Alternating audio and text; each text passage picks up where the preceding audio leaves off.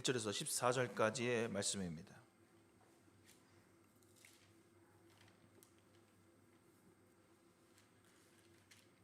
하나님의 말씀입니다.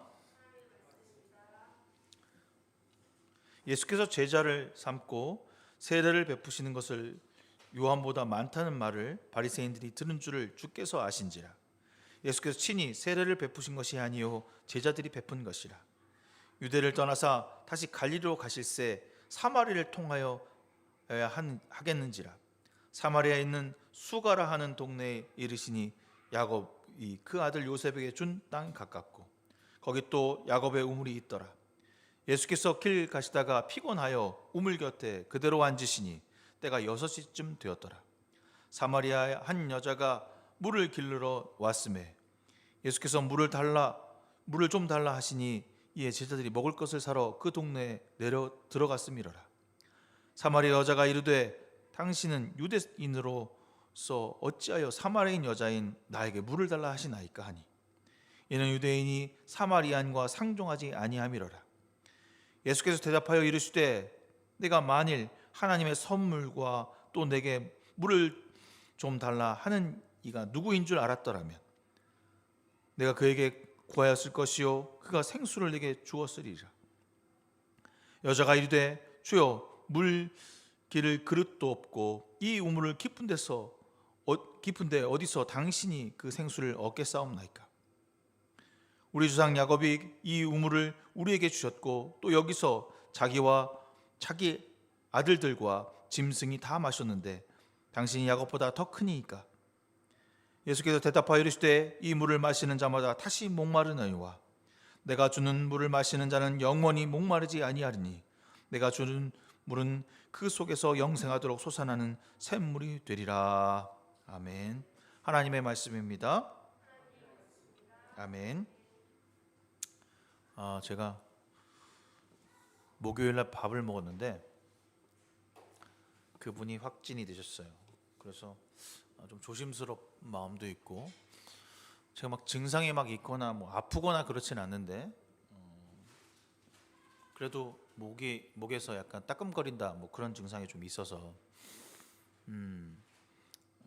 오늘 원래 같이 식사도 같이 하고 함께 오후에 레위기 성경 공부도 하려고 했었거든요. 근데 그렇게 못하고 화요일 날 저희 교회 그 실내 공사를 위해서 짐도 날라야 하고 그래서 여러 가지 이유로 부득이하게 함께 여러분과 예배 드리게 됐습니다. 혹 또 제가 증상이 있어서 검사를 2번에 걸쳐 해봤는데 증상은 나타나지 않더라고요. 이렇게 줄을 가서. 그래서 여러분들 함께 오늘 이 시간 말씀 전하면서 참 힘들구나. 이 목회하는 것, 교회 예배 드리는 것이 쉬운 것이 하나도 없구나라는 생각을 오늘 잠깐 해봤습니다. 아까 아침에 목사님들하고 또 카톡하고 어떻게 되는지 막 고민하고 그러면서 이게 맞는 건지 저게 맞는 건지 여러 가지 생각을 했는데 혹 확진자가 되어서 못 나오게 되고 제가 못 나오게 되면 여러분 가정 안에서 가정 예배를 드릴 수 있었으면 좋겠어요. 혼자서 예배 드릴 수 있거든요. 주일 예배도 원래 홀로 드릴 수 있는 거니까. 하지만 우리가 함께 모이는 가장 큰 이유는 우리 공동체가 하나님 안에서 하나이고 이 공동체를 통해서 하나님 예배 받으신다라고 하는 약속의 여변이 있기 때문에 이곳에 와서 예배를 드리는 것이 맞습니다. 중요한 것은 아무튼 이런 일들이 있을 수 있습니다. 그래서 주님 앞에서 예배 드릴 때마다 기쁨으로 드리는 시간들이 되기를 바랍니다. 오늘 이 본문은 여러분 모르지 않죠? 이게 원래 4장 전체를 원래 봐야 되는데 제가 앞에만 읽었습니다. 오늘 본문은 사마리아 여인과 한 대화의 이야기입니다. 어디에도 이 사마리아인에 대한 여인에 대한 이야기는 없습니다. 오직 이 요한복음에만 나와 있는 이야기인데요. 두 사람의 대화는 한마디로 말하면 매우 이상한 대화라고 생각하면 됩니다. 매우 이상한 대화다. 오늘의 장소는 갈릴리로 가시는 길에 사마리아를 거쳐 가시겠다라고 말씀하세요. 파격적인 거죠.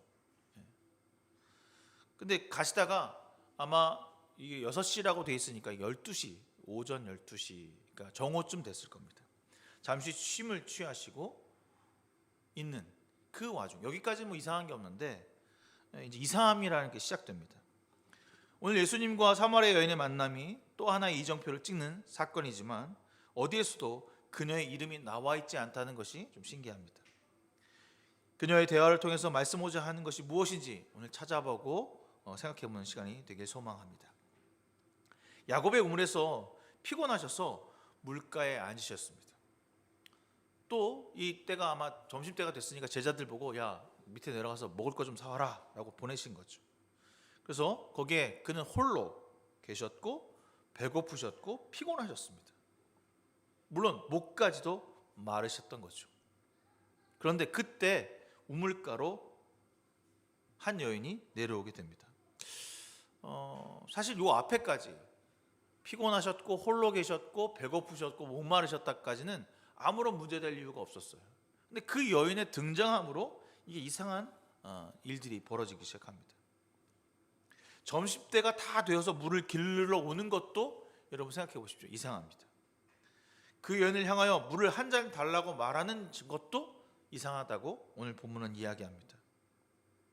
뭐 이렇게 보면 아무렇지 않은 일상 같습니다. 뭐 한 여자한테 와서 물을 달라고 해서 물을 먹었고 뭐 그냥 좀 계셨다. 별로 문제될 이유가 없었거든요.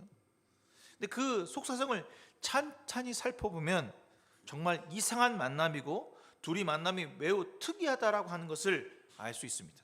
오늘 본문은 첫 번째로 유대인인 예수가 사마리아 땅에 있다는 것이 원래 이상합니다. 두 번째는 왜 이 여인이 지금 이 시간에 물을 길러 나왔는지가 이상합니다. 당시에 관습으로 보면 여러분 알고 있듯이 사마리아의 사람들은 그 포로기 전에 어떻게 되냐면 남아있던 자들이었어요. 그리고 혹 남아있지 않고 바빌론이나 다른 데서 그들과 결혼해서 낳은 자손들입니다. 이스라엘 백성들이 가장 싫어하는 것은 섞이는 것이었어요. 근데 그들과 섞였다라고 하는 이유로 그들을 경멸하고 무시하고 함께하지 않으려 했습니다. 그래서 사마리아로 가는 것조차 거부했죠. 서로 말도 섞지 않는 관계인 것을 모르시지 않을 주님이 왜 그 길을 택하셨는지 이해할 수 없습니다. 그녀에게 한 잔의 물을 달라고 요청하는 것을 보면 그녀 또한 여기에 싫은 내색을 반드시 표현하고 있습니다. 전통적으로 그런 거예요. 사마리아 사람과 유대 사람들은 절대로 함께하면 안 된다라고 하는 거죠. 사마리아 여인이 뭐라고 말합니까? 선생님, 유대 사람인데 어떻게 사마리아인 여자인 나에게 물을 달라고 하시는 거예요? 함께 말을 또 섞지 않는 두 민족인데 거기다 나는 여자잖아요. 이거 너무 무례하신 거 아니에요? 라고 말하는 거예요. 나한테 물 달라고 하면 안 되지. 당신이 어떻게 그런 사람인데, 나는 다른 사람인데 라고 말하는 거죠. 그럼에도 주님은 이 쌀쌀 맞은 그녀에게 의미심장한 말씀으로 던져주고 계십니다. 내가 하나님의 선물을 알고 또 너에게 물을 달라 하는 사람이 누구인지 알았다면 도리어 내가 그에게 청하였을 것이고 그는 너에게 생수를 주었을 것이다. 여러분, 이 말이 뭘 말하는지 알고 계시죠? 여기서 자기 스스로를 3인칭이라고 쓰시면서 그가 이렇게 표현하는데, 근데 이 말을 과연 그녀가 알아들을 수 있었을까요? 주님은 자신을 말하면서 꼭 다른 사람이 말하는 것처럼 말씀하시는 이유가 과연 무엇일까요? 아무리 생각해도 왜 그런 말씀을 그녀에게 하시는지 도무지 알 수가 없습니다. 이제 주님의 말씀으로 인해서 그녀의 속사정이 드러나게 됩니다. 그는 이 말의 뜻이 어떻게 이해했는지 모르겠지만 생수를 주겠다는 분이 지금 말하는 예수라는 사실을 알고는 있는 것 같습니다. 본문에서 예수님이 그에게 하고픈 말씀으로 그녀가 가장 듣고 싶은 말이 무엇인지 지금 가르쳐주고 있습니다. 이 물을 마시는 사람은 다시 목마를 것이다. 그러나 내가 주는 물을 마시는 사람은 영원히 목마르지 아니할 것이다. 이것이 그녀가 듣고 싶어하는 말이었을 거예요. 내가 주는 물은 그 사람 속에서 영생에 이르게 하는 샘물이 될 것이다 라고 말할 때 그녀는 어떤 마음이었을까요? 왜 그녀는 이 말씀을 하고 계시는지 알 수 있었을까요? 그녀는 몰랐습니다. 하지만 주님은 아셨습니다. 그녀의 중심을 이미 보고 계신다는 사실입니다. 이미 짐작하겠지만 그녀가 이 시간에 물을 길러 나온 이유는 주님은 알고 계셨다는 거죠. 남들의 눈을 피해서 한낮 뜨거운 태양볕에서 물을 길러 나온 여인에게는 사연이 있다는 것과 그녀에게 지금 가장 필요한 것이 무엇인지 주님은 알고 보고 계셨다는 것입니다.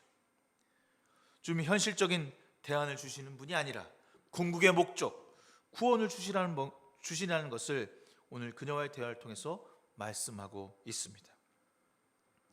생명수의 의미를 아는지 모르는지 그녀에게 성큼 다가서는 주님이십니다. 어떤 준비도 되어 있지 않은 지금 최악의 상황으로 치닫는 상황에 빠진 그녀에게 주님의 말씀은 정말 담비와 같은 말씀으로 다가오게 되었습니다. 왜 그녀에게 주님은 말을 건네시고 이 엄청난 말씀으로 다가서시는 것일까요?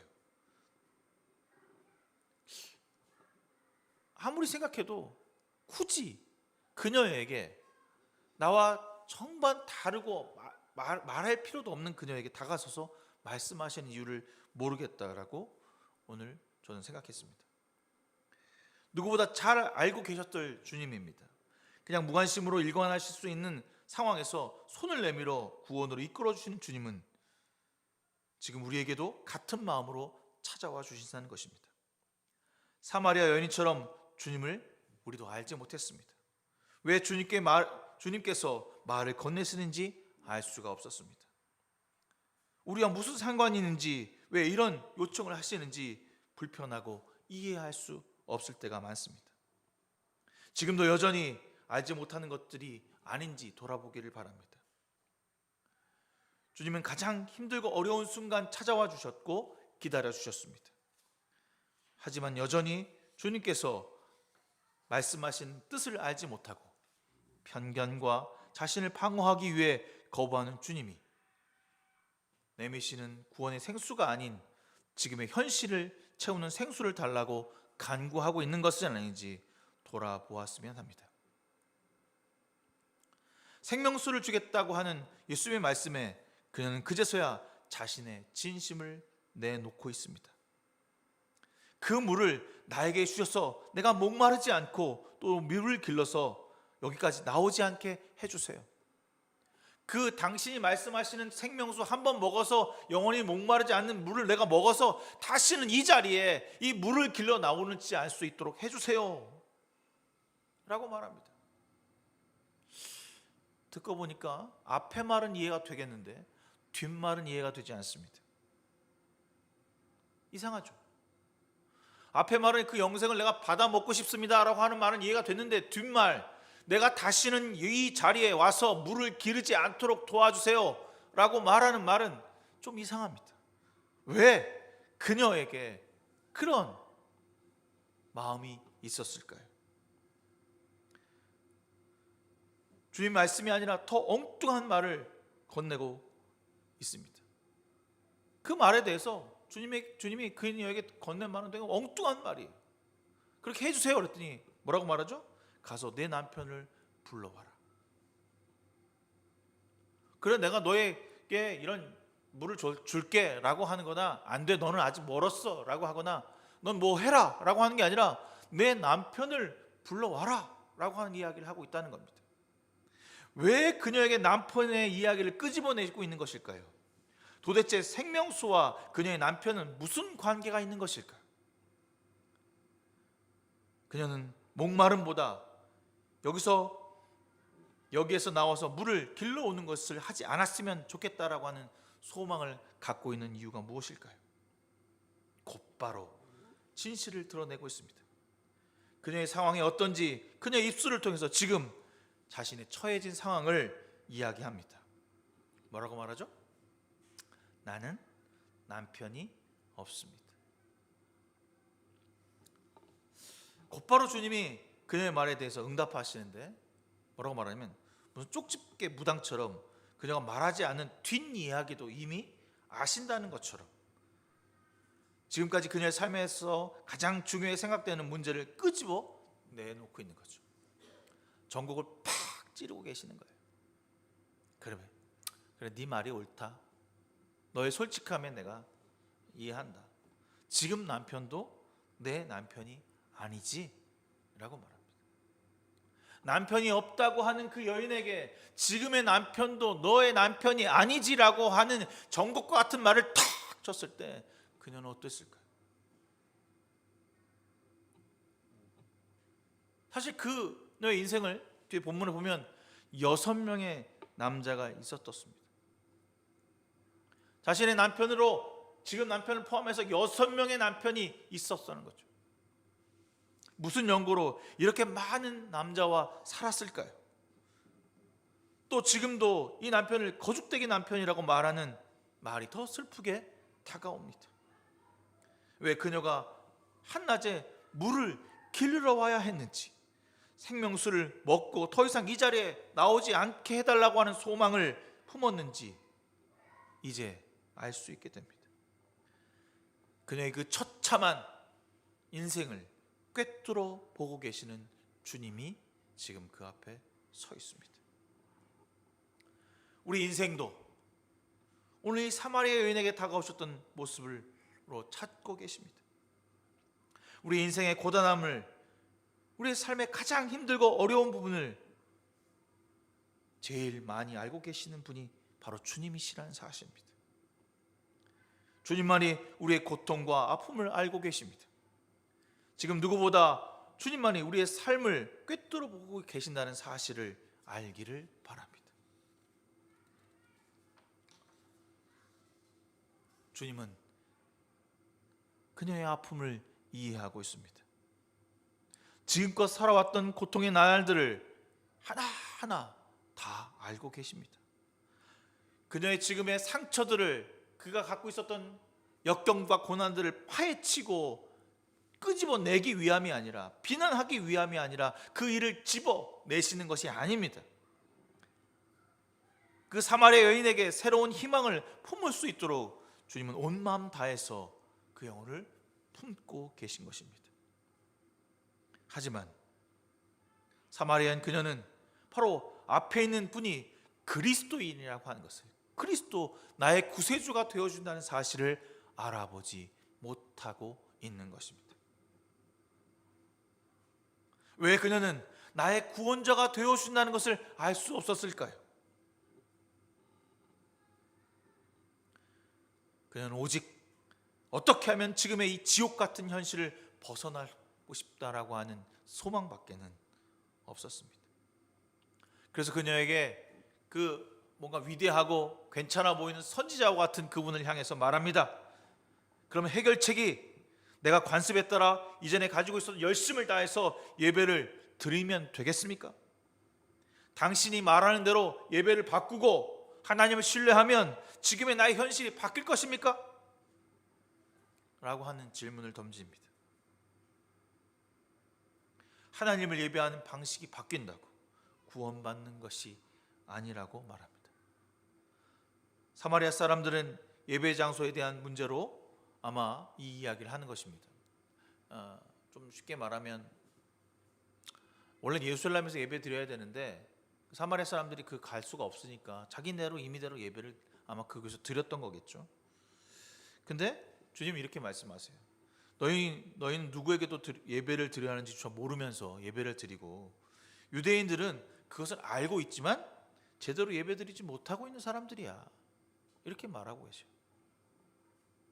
그러면서 23절에 참되게 예배를 드리는 사람들은 영과 진리로 하나님께 예배할 때가 온다라고 말하세요.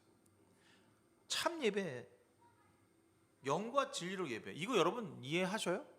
참 예배자는 알겠어. 내가 뭔가 마음을 다 드리면 되는데, 근데 영과 진리로 예배하는 것은 과연 뭘까? 고민하지 않게 되거든요. 그게 바로 누구냐면 내가 돼야 된다는 거예요. 참 예배자가 돼야 되고 영과 진리로 하는 예배자가 바로 너가 돼야 한다라고 말하고 있어요. 그 주인공이 너다, 이렇게 얘기하는 거죠. 근데 한번 지금까지 제가 여러분에게 설교했던 내용을 좀 돌이켜보면 정말 기구하게 살았던 인생 아니잖아요. 6명의 남편을 지금의 남편도 자기 남편이라고 말하지 않는 불행한 삶. 뭐 이혼을 5번 했다라고 하기도 하고 뭐 여러 가지 이야기가 있지만 제가 여러분들에게 옛날에 얘기했던 기억이 이 얘기를 했던 기억이 있는데 어떻게 볼 수 있냐면 옛날 법으로 말하면 아들을 낳지 못한 상태에서 그 남편이 죽으면 그 친족 족장이나 뭐 아니면 그 동생들, 사촌 그들에게 그냥 시집을 가게 돼 있어요. 이 이야기는 보아스의 이야기를 보면 알 수 있어요. 보아스와 룻의 이야기를 보면 룻이 이렇게 왔을 때 이 집안의 가장 어른 당신이 포기하면 내가 이 여자를 취하겠다 이런 얘기를 하거든요. 아마 그런 방식이 있었을 것 같아요. 그러니까 처음에 시집을 갔겠죠? 가고 나서 어떻게 됐습니까? 그 남편이 죽은 거예요. 자녀도 못 갖고. 집안에 누구 중에 또 한 명을 결혼했어요. 두 번째까지 결혼할 때는 괜찮았을 거예요. 뭐 문제가 되지 않았겠죠? 두 번째 결혼했을 때 뭐 어쩔 수 없이 어떤 내가 원해서 간 건 아니니까 가게 됐을 겁니다. 근데 그 남편이 또 죽었어요. 자식도 못 낳고. 그럼 어떻게 돼요? 세 번째 장가 갈 때는 남자들이 그 여자를 좋아할까요? 아니 걔가 와서 남자가 죽는데 세 번째 결혼해 또 죽었어. 네 번째도 또 죽었어. 다섯 번째도 또 죽었어. 여섯 번째도 죽을지 안 죽을지 모르지만 그런 기구하고 버겁고 정말 처참한 인생을 살아간 그 여인에게 주님이 다가와 주셨어요. 어쩔 수 없이 아침 일찍 나가서 물 길러다가 밥해야 되고 뭐 써야 되는 것을 하지 못하는 그 아픔을 가진 여자, 이 물을 길러오는 게 지긋지긋해서 너무 싫었던 그 여인을 오늘 찾아와 주신 겁니다. 그리고 그 여인은 나름대로 그럼 어떻게 당신이 말하는 그 생명수 그 구원자, 당신 구원자 같은데 어떻게 합니까? 예배하면 되는 겁니까? 내가 지금 여기서 예배하지 말고 유대인 거기 가서 예배하라는 게 그게 맞아요? 그럼 우리가 내가 거기 가서 예배 드리고. 주님의 대답은 그거예요. 지금 그렇게 형식적으로 예배 드리는 사람이 아니라 진심으로 신령과 진정이라고 말하는 것. 신령하다는 게 뭐예요, 여러분? 아주 위험 있다는 겁니까? 아니잖아요. 주님과 내가 하나 되었다는 겁니다. 주님과 내가 하나 되어서 예배하는 사람, 그가 영과 진리로 예배하는 사람입니다.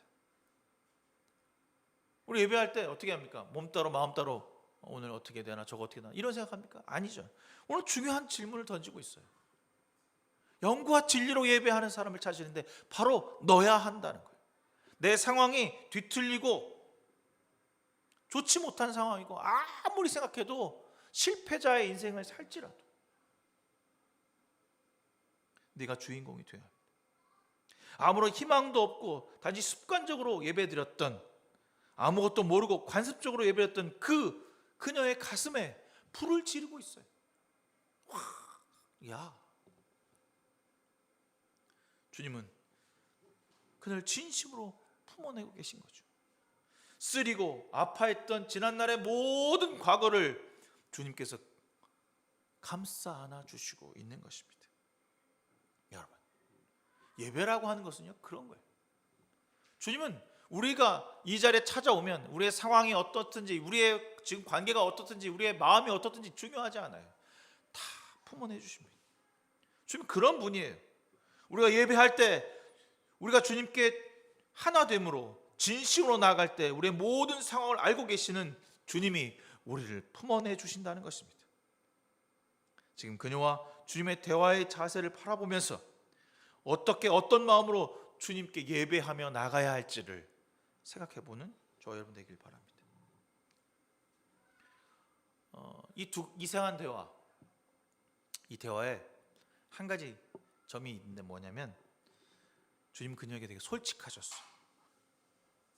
그녀 또한 겉으로는 매우 솔직했어요. 불편하면 불편하다고 말을 했습니다. 나한테 왜 물을 달라고 해요? 거부하는 거죠. 그냥 물을 주면 되지 뭘 그걸 뭐 얼마나 대단하다 물 달라고 해서 괜히 남정네 해코지했다가 거기서 맞으면 어떡하려고. 안 그래요? 옛날인데 아무도 없고 남자 하나 있고 여자 하나 있으면 물 달라고 하면 어떻게 해야 돼? 줘야 돼요 말아야 돼요? 도망가야 돼? 그냥 주고 말지. 나한테 왜 물 달라고 하는 거예요? 이렇게 말할 필요가 없어요. 또 모르면 모른다고 대답을 했습니다. 자신의 마음에 있는 그대로 주님께 말을 했다는 것입니다. 주님도 그녀에게 매우 솔직하게 말해 주었습니다. 그녀의 마음의 상태, 지금의 현실을 있는 그대로 말해 주었다는 것입니다. 주님의 답은 더 정확하게 정말로 현실에서 절망 가운데 빠져나올 수 없는 그녀에게 구원이라고 하는 선물을 말씀하셨습니다. 상황과 과거는 변하지 않겠지만 그녀는 변할 것이 분명했습니다.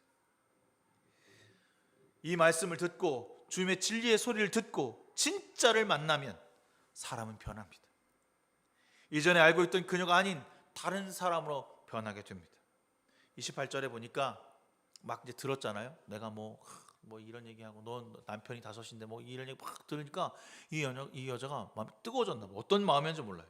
28절에 보니까 그 여자는 물동이를 버려두고 동네에 들어가서 사람들에게 말하였다. 내가 한 일을 모두 알아맞히는 분이 계십니다. 와서 보십시오.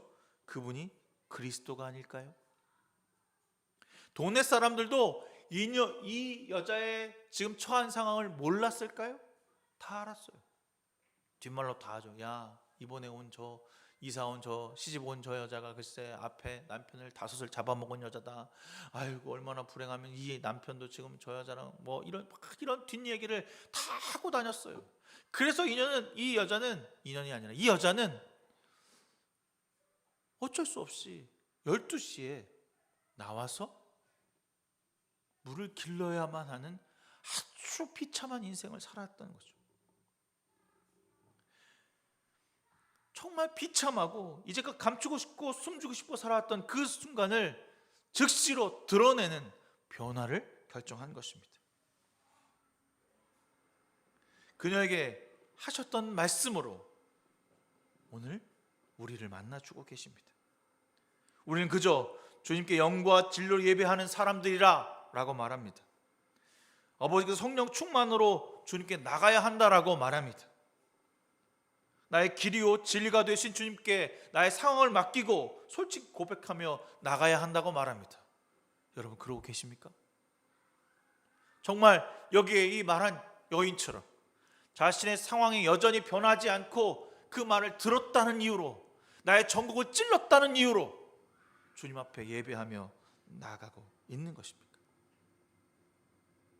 예배는 그런 것입니다. 나의 삶의 모든 부분이 드러나는 것입니다.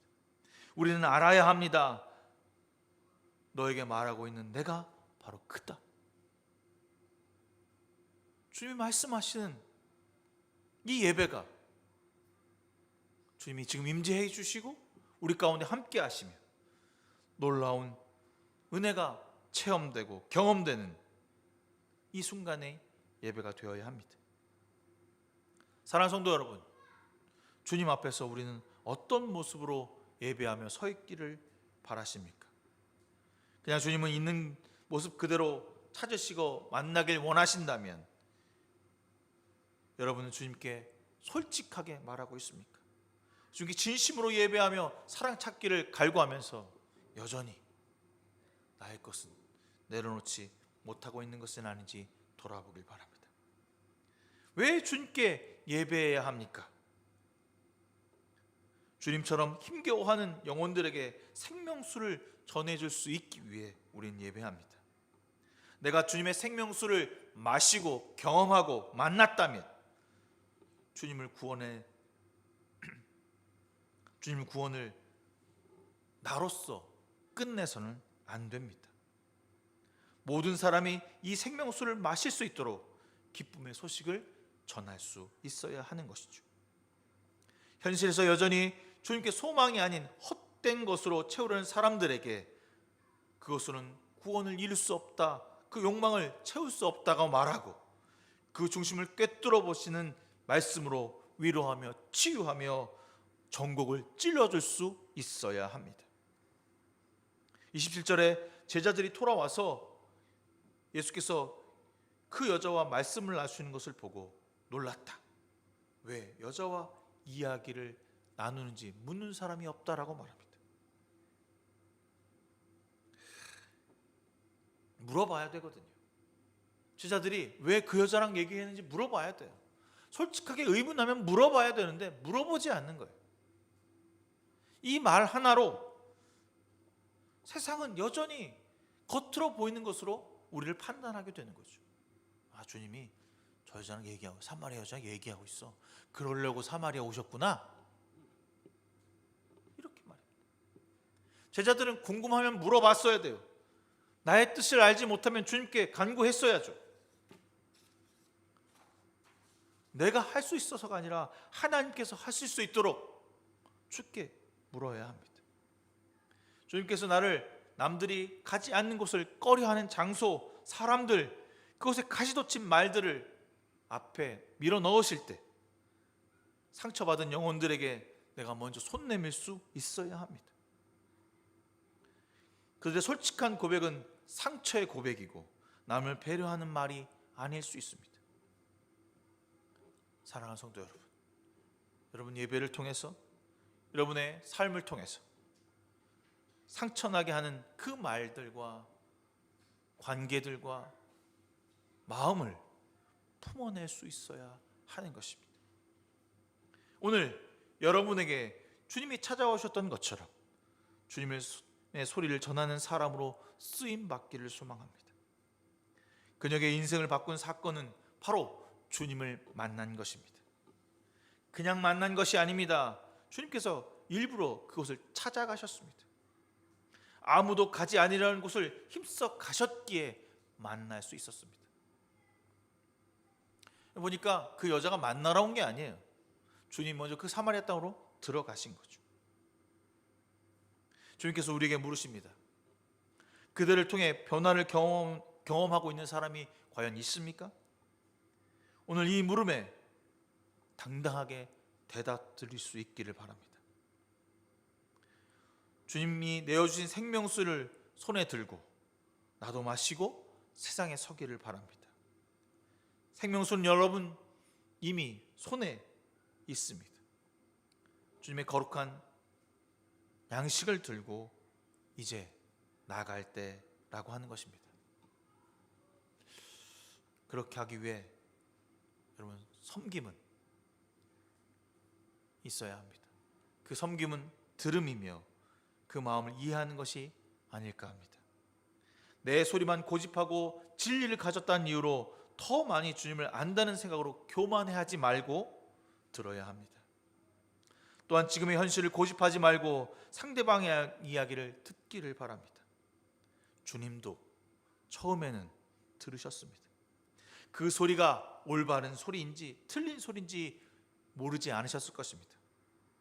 하지만 그녀의 소리를 자르지 않고 끝까지 품어내고 계신다는 사실입니다. 사랑하는 성도 여러분, 귀담아 듣기를 바랍니다. 어떤 말이든 어떤 상황이든 제발 비난만 하지 말고 그를 구원하기 위함이라면 그 사람의 마음을 품고 오늘도 듣고 마음에 새기는 시간을 갖기를 소망합니다. 손을 내밀어 물을 청하는 시간이 되었으면 좋겠습니다. 생명을 가진 사랑하는 성도 여러분, 일어나 세상을 향해 구원을 말하는 소리가 될 수 있기를 소망합니다. 여러분이 바로 영과 진리로 주님과 함께함으로 예배하는 자들입니다. 우리 공동체는 예배함으로 힘을 얻고 예배함으로 주님께 나아가며 예배함으로 이웃을 사랑합니다. 여러분 각자 처소에서 여러분의 생활 삶터에서 주님을 예배하는 자로 살아가는 저와 여러분 되시길 바랍니다. 그것이 영원한 생명수입니다. 영원한 생명수는 여러분에게 세상의 목마름이 아니라 하나님의 충만한 생수의 넘침을 내어주실 것이라는 확신 가지고 오늘 하루하루도 기쁜 날 가득하기를 주님의 이름으로 축원합니다. 좋으신 하나님, 감사합니다. 오늘 주님 앞에 나와서 영광 돌리게 하시고 몸과 마음을 들여서 기뻐하며 생명수 넘치는 말씀으로 살아 넘치게 하셔서 세상을 살아갈 때 그리스도의 향기 나는 주님의 제자들로 쓰임 받게 하여 주시옵소서. 모든 것을 주님께 맡기며 예수 그리스도의 이름으로 간절히 기도드렸사옵나이다. 아멘. 찬송가 213장 찬송하시면서 준비하신 예물 주 앞에 드리시겠습니다.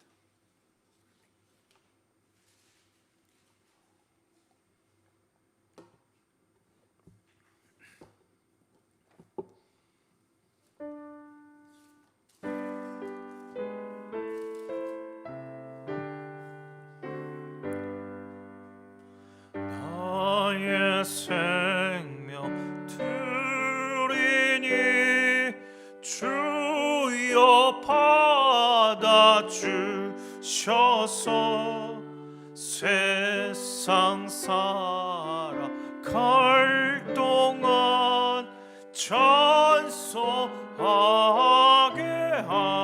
하소서. 손과 발 드리니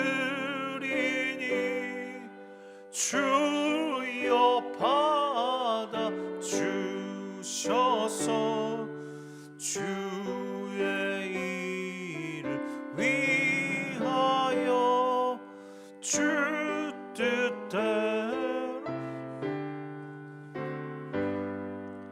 나의 음성 드리니 주여 받아 주셔서 주의 진리 말씀만 전파하게 하소서.